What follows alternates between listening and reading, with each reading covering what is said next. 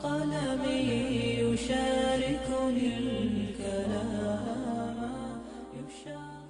بسم الله الرحمن الرحيم إن الحمد لله نحمده ونستعينه ونستغفره ونعوذ بالله من شرور أنفسنا ومن سيئات أعمالنا من يهده الله فلا مضل له ومن يضلله فلا هادي له وأشهد أن لا إله إلا الله وحده لا شريك له وأشهد أن محمدا عبده ورسوله. Hurmatli muftiyat tarafından berilgan bugungi juma xutbasi dindagi asha chapqanlikdan jana bid'atlardan kesibetleri. Ya'ni dinda haddan oshlik va bid'atlarni oqibatlari, kasofatlari. A'udhu billahi minash shaytonir rajim. Bismillahir rohmanir rohim. Qul in kuntum tuhibbunalloha fattabi'uni yuhibbukumulloh va yaghfir lakum dhunubakum vallohu g'afurur rahim.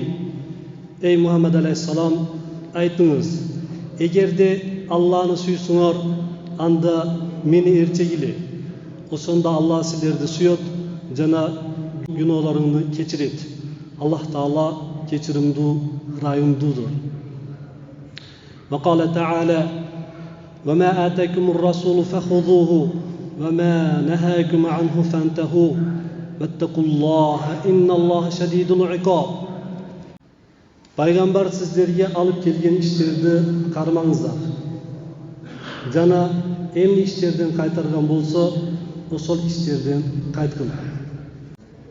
Demak, Alloh taolo Qur'on Karimda siz u bizni payg'ambarimiz sollallohu alayhi vasallamga bo'lgan muhabbatiga Alloh taolo shart qo'yib qo'yapti.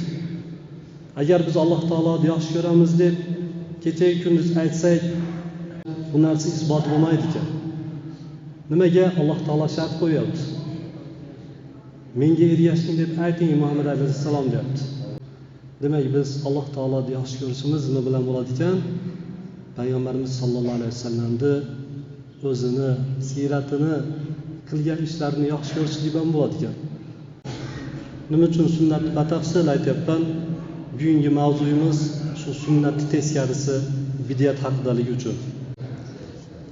Buxoriy va Muslimda rivoyat qilingan hadisda Anas ibn Malik radhiyallohu anhudan rivoyat qilingan hadisda 3 nafar kishi payg'ambarimiz sollallohu alayhi vasallamni ayollarining uyining yonidan o'tib qolib, payg'ambarimiz sollallohu alayhi vasallamni ibodatlari haqida o'zaro suhbat qurishdi.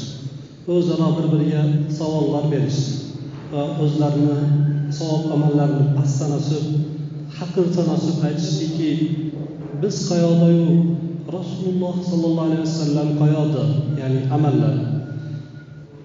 Darhaqiqat Alloh taolo payg'ambarimiz sollallohu alayhi vasallamni oldingi keyingi gunohlarini kechirgan bo'lsa, va uchalasi o'zaro shu so'zlarni aytib aytishdiki, men dedi har kun kechasi tahajjud o'qiyman dedi. Har kun. Ikkinchisi aytdi, men 1 yil ro'za tutaman, faqat saharlik qilaman, iftorlik qilmayman dedi. Uchinchisi aytdi, ayollardan uzrat qilaman, ayollardan voz kechaman, uylanmayman ayollarga dedi. Bu xabar payg'ambarimiz sollallohu alayhi vasallamga yetib kelgach, payg'ambarimiz alayhissalom uchalasidan adiga keldi. Hozir sizlar shunday so'zlarni aytdinglarmi? deb turib, payg'ambarimiz alayhissalom ta'lim berib aytadiki, men sizlardan ko'ra Alloh taolodan eng ko'p taqvo qiladigan, Alloh taolodan eng qo'rqadigan menman dedi. Men kechalari tahajjud o'qiyman va uxlayman, ayollarga uylanaman dedi. Ro'za tutib og'zim ochaman dedi. Kim meni sunnatimdan bosh tortsa menganmas dedi. Bularga dars bo'ldi, darrov bu fikrlardan qaytdi. Boshqa bir hadisda payg'ambarimiz sollallohu alayhi vasallam amallarda Alloh taologa eng suyuklisi oz bo'lsa ham davomiy bo'lgani degan. Oysha onamizdan rivoyat qilinadi.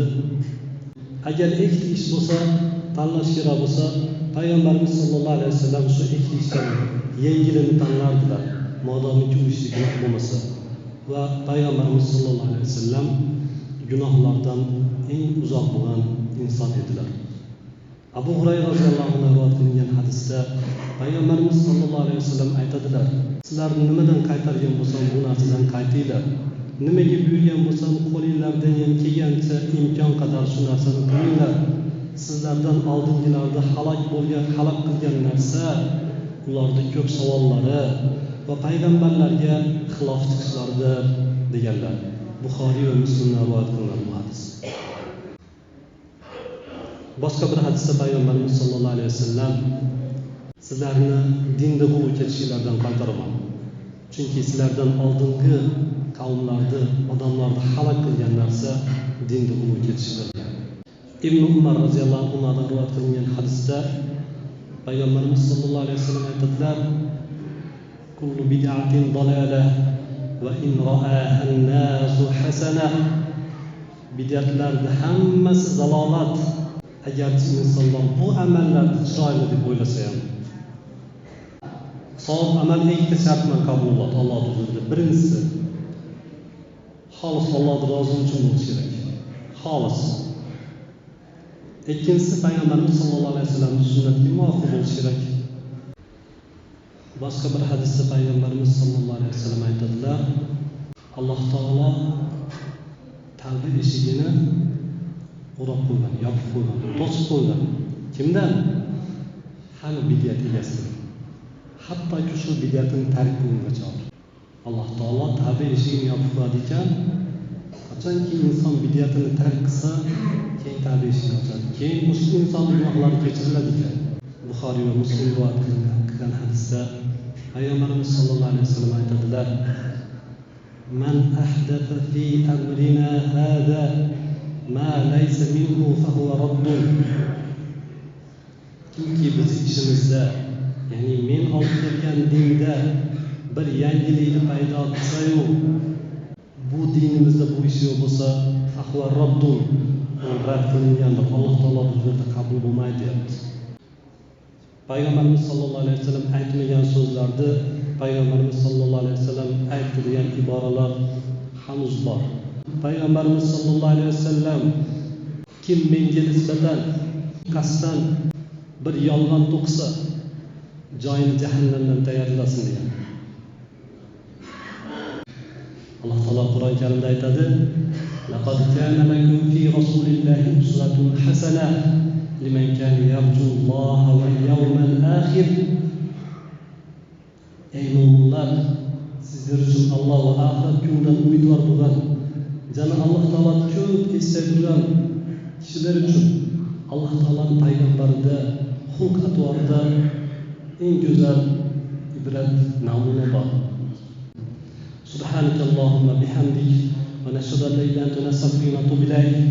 Amin. Alloh taolo ushbu darsimizni qiyomat kunida foydamizga hujjat qilsin, zararimizga hujjat qilib qo'ymag'in. Alloh taolo o'zi maqtaganday payg'ambarga ergashadigan va gunohlarimiz shuni evaziga gunohlarimiz kechiriladigan haqiqiy mo'minlardan qilgin bizni. Biz o'zimizni qiyomatgacha keladigan zurriyatlarimizdan sunnatni yomon ko'radigan, sunnatni ahlini yomon ko'radigan munofiqlardan Alloh taolo chiqarmagin. Aksincha haqiqiy shu sunnatni yaxshi ko'rib, boshqalarni ham shuni chaqiradigan va boshqalarni hidoyatiga sabab bo'ladigan haqiqiy sunnat ahlidan qilgin. Barchamiz Alloh taolo bid'atdan uzoq qilgin.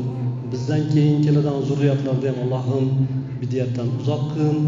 Va axiru da'wana alhamdulillahi robbil alamin. Va salawatullohi ala nabiyyina sayyidina Muhammad va ala alihi va ashabihi ajma'in bi rahmatika ya arhamar rahimin.